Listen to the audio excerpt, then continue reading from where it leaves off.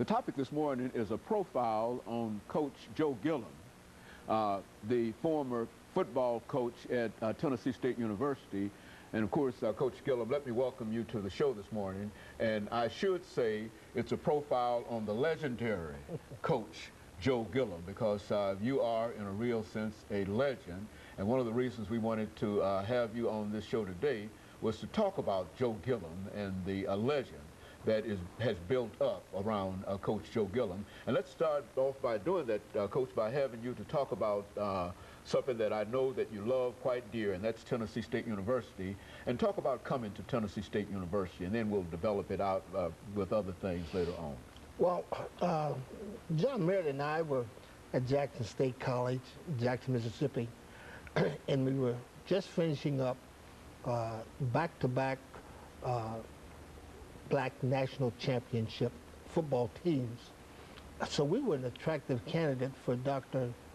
Davis, at the time, the president of Tennessee A&I, it was called then. So he, through Homer Wheaton, he contacts us and asks us to meet him in Canton, Mississippi. Well, we were still employed at Jackson, and so we met him there in Canton, Mississippi, and he said he wanted us to come here. He wanted us to be, because he thought he and I needed a football change.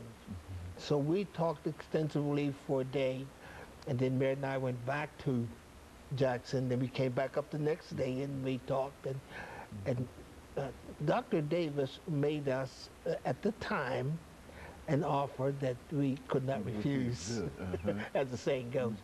And so we came to here. What we had to do at the time was, it was just Merritt and I, but I thought that it was imperative that Coach Coleman be with us. And at the time, Merritt was not of the same mind.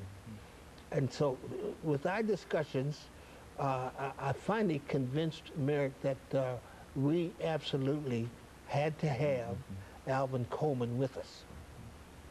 And so he ultimately relented, and so the three families came from Jackson in the summer of 1963 to Tennessee A&I. Everything that you could imagine at the time that a president could do for coaches and their families,